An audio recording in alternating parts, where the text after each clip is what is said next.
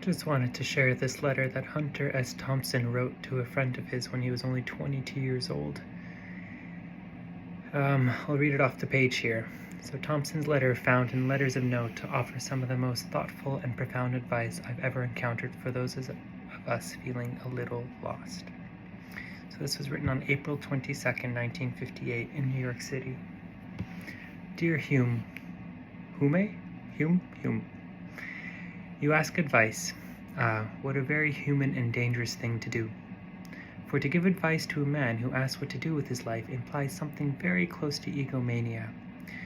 To presume to point a man to the right direction and ultimate goal, to point with a trembling finger in the right direction, is something only a fool would take upon himself. I am not a fool, but I respect your sincerity in asking my advice. I ask you, though, in listening to what I say, to remember that all advice can only be a product of the man who gives it. What is truth to one may be disaster to another. I do not see life through your eyes, nor you through mine.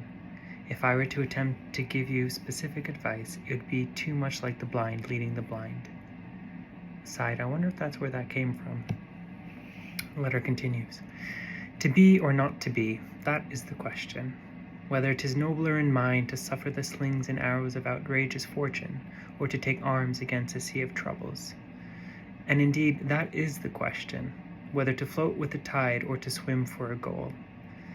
It is a choice we must all make consciously or unconsciously at one time in our lives. So few people understand this. Think of any decision you've ever made which had a bearing on your future. I may be wrong, but I don't see how it could have been anything but a choice, however indirect, between the two things I've mentioned, the floating or the swimming. But why not float if you have no goal? That is another question. It is unquestionably better to enjoy the floating than to swim in uncertainty. So how does a man find a goal? Not a castle in the stars, but a real and tangible thing. How can a man be sure he's not after the big rock candy mountain, the enticing sugar candy goal that has little taste and no substance? The answer, and in a sense the tragedy of life, is that we seek to understand the goal and not the man. We set up a goal which demands of us certain things, and we do these things. We adjust to the demands of a concept which cannot be valid. When you were young, let us say that you wanted to be a fireman. I feel reasonably safe in saying that you no longer want to be a fireman. Why? Because your perspective has changed. It's not the fireman who has changed, but you. Every man is a sum total of his reactions to experience, and your experiences differ and multiply. You become a different man, and hence your perspectives change. This goes on and on. Every reaction is a learning process. Every significant experience alters your perspective. So it would seem foolish, would it not, to adjust our lives to the demands of a goal we see from a different angle every day? How could we hope to accomplish anything other than galloping neuroses? The answer, then, must not deal with goals at all, or not with tangible goals anyway. It would take reams of paper to develop the subject of fulfillment.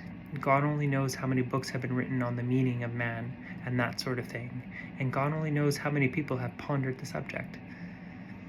Here he writes in brackets, I use the term God only knows purely as an expression.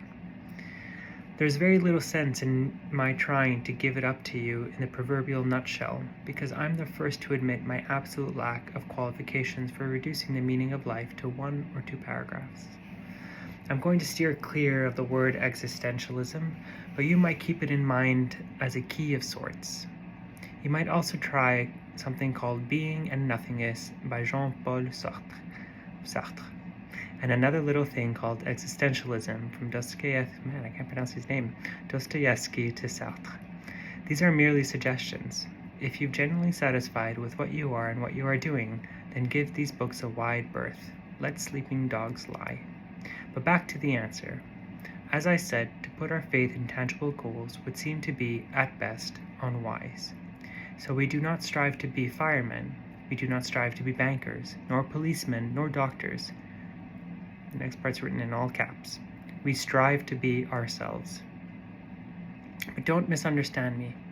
I don't mean that we can't be firemen, bankers, or doctors, but that we must make the goal conform to the individual rather than the individual conform to the goal. In every man, heredity and environment have combined to produce a creature of certain abilities and desires, including a deeply ingrained need to function in such a way that his life will be meaningful. A man has to be something. He has to matter. I'm sure, by the way, this is also man or woman throughout the whole thing. 1958. I digress and continue. As I see it then, the formula runs something like this. A man must choose a path which will let his abilities function at maximum efficiency toward the gratification of his desires. In doing this, he is fulfilling a need, giving himself identity by functioning in a set pattern towards a set goal. He avoids frustrating his potential, choosing a path which puts no limit on his self-development, and he avoids the terror of seeing his goal wilt or lose its charm as he draws closer to it. Rather than bending himself to meet the demands of that which he seeks, he has bent his goal to conform to his own abilities and desires. In short, he has not dedicated his life to reaching a predefined goal, but he has rather chosen a way of life he knows he will enjoy. The goal is absolutely secondary. It is a functioning toward the goal which is important, and it seems almost ridiculous to say that a man must function in a pattern of his own choosing. For to let another man define your own goals is to give up one of the most meaningful aspects of life, the definitive act of will which makes a man an individual. Let's assume that you think you have a choice of 8 paths to follow, all predefined paths, of course.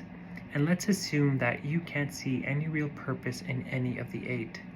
Then, and here's the essence of all that I've said, you must find a 9th path. Naturally, it isn't as easy as it sounds. You've lived a relatively narrow life, a vertical rather than a horizontal existence, so it isn't any too difficult to understand why you seem to feel the way you do. But a man who procrastinates in his choosing will inevitably have his choice made for him by circumstance. So if you now number yourself among the disenchanted, that you have no choice but to accept things as they are, or to seriously seek something else. But beware of looking for goals. Look for a way of life. Decide how you want to live, and then see what you can do to make a living within that way of life. But you say, I don't know where to look. I don't know what to look for. And there's the crux. It is worth giving up what I have to look for. Is it worth giving up? Is it worth giving up what I have to look for something better? I don't know. Is it? Who can make that decision but you? But even by deciding to look, you go a long way toward making the choice. If I don't call this to a halt, I'm going to find myself writing a book. I hope it's not as confusing as it looks at first glance, but keep in mind, of course, that this is my way of looking at things. I happen to think that it's pretty generally applicable, but you may not. Each of us has to create our own credo. This merely happens to be mine.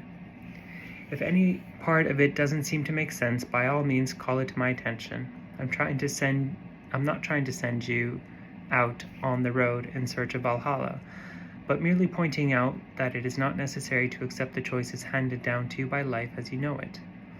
There is more to it than that. No one has to do something he doesn't want to do for the rest of his life. But then again, if that's what you wind up doing, by all means convince yourself that you had to do it. You'll have lots of company. And that's it for now. Until I hear of you again, I remain your friend, Hunter.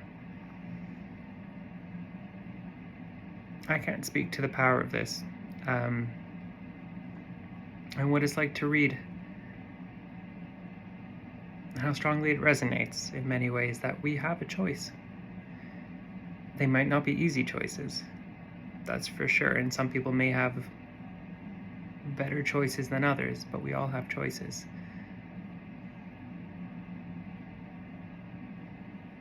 And to really go looking for it.